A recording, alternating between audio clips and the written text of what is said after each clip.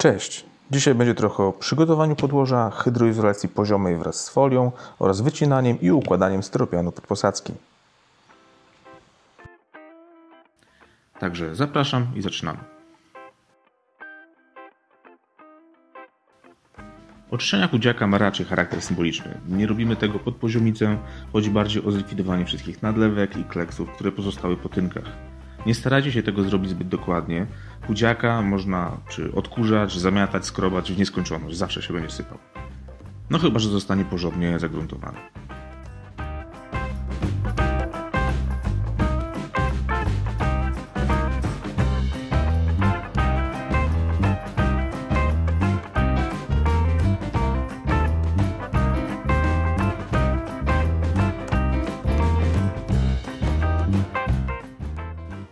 Po oskrobaniu odkurzamy pomieszczenie.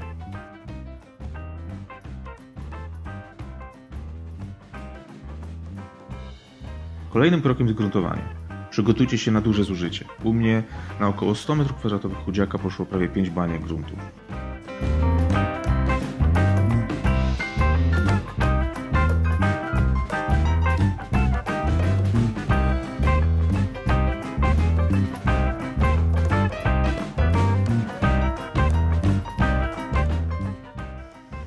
Po zagruntowaniu należy odczekać minimum 12 godzin i zalecam również ponowne odkurzenie.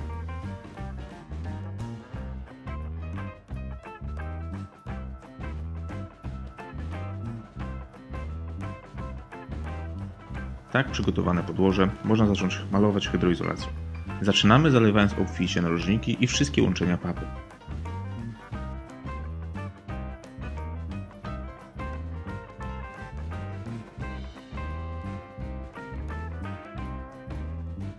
Samą posadzkę maluję taką szczotką na kiju. Niektórzy mogą się spotkać z nazwą smoluch. Jest to ustrojstwo strasznie lepiące i brudzące, więc naprawdę warto to robić w ciuchach, które są przeznaczone do wyrzucenia. Warto też zabezpieczyć drogi oddechowe. Wdychanie tego nie jest ani przyjemne, ani zdrowe. Ja sam używam półmaski z pochłaniaczem węglowym. Hydroizolację maluję w 2 warstwach. Trzeba pamiętać, że przerwa między warstwami to minimum 12 godzin, przynajmniej w przypadku mojego preparatu.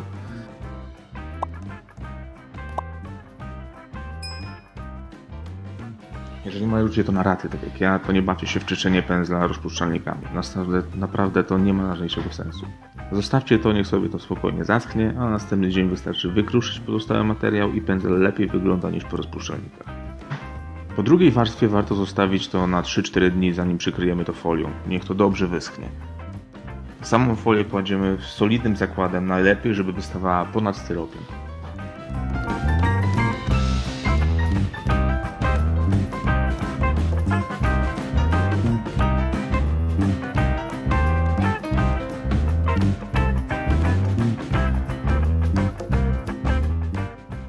Teraz kolej na układanie styropianu. W moim przypadku mamy 2 warstwy, 5 i 10 cm, co daje razem 15. Zaczynamy układanie od piątki. Ułatwi nam to chowanie instalacji, o czym za chwilę. Bardzo ważne, aby układać styropian na tak zwaną cegiełkę. Ma to na celu uniknięcie mostków cieplnych i też jest kolejny powód, dlaczego zaleca się stosowanie 2 warstw styropianu zamiast jednej. W pomieszczeniach bez instalacji na posadzkach prace idą naprawdę szybko. Możecie to zrobić 3 pokoje w jeden dzień bez problemu.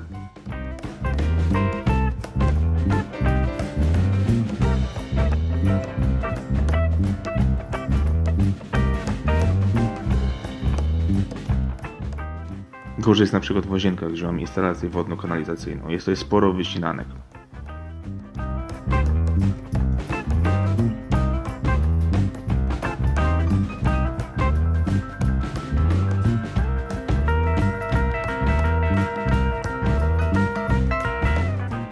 Jak tylko mogę, staram się korzystać z odpadów, aby zaoszczędzić materiał.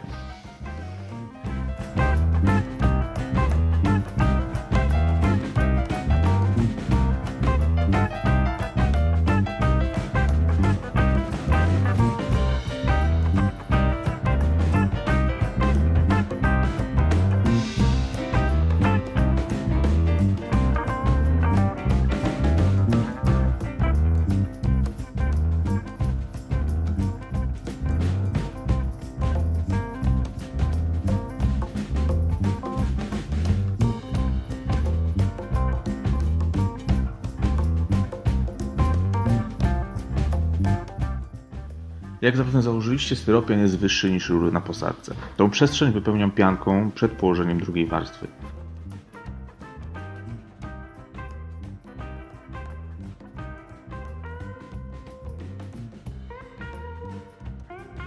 Koniecznie trzeba docisnąć styropian. Mimo że pianka jest niskoprężna, to i tak bez problemu uniesie styropian. A tak to wygląda z bliska.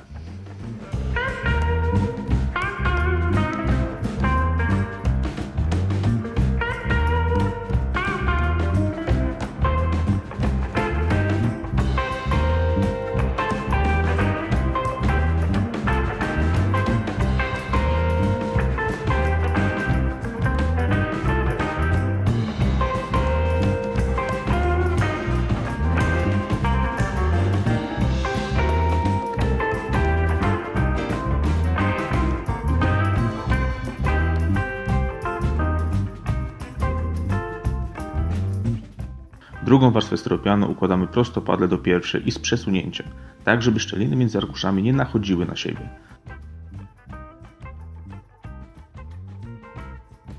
Są specjalne gilotyny czy noże do cięcia styropianu na ciepło, ja jednak wybrałem klasyczny sposób.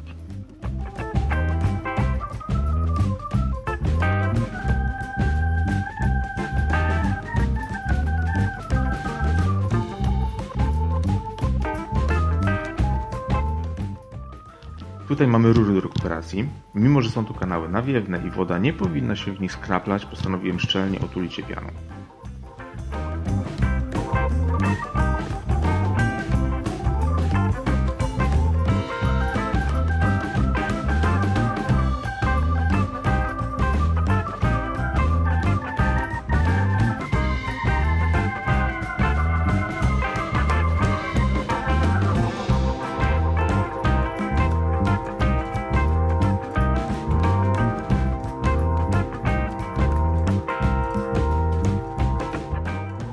Tak samo jak w przypadku łazienek, dociskamy styropian.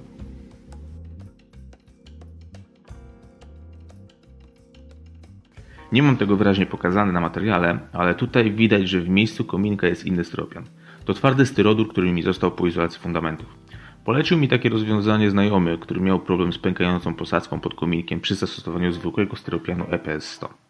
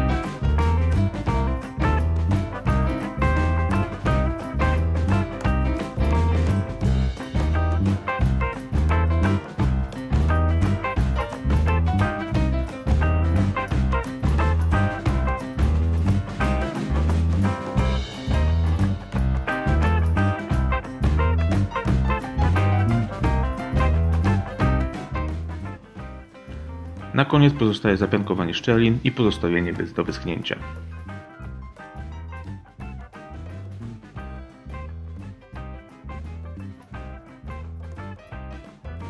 To już wszystko na dziś, dziękuję i w razie pytań zapraszam do komentarzy.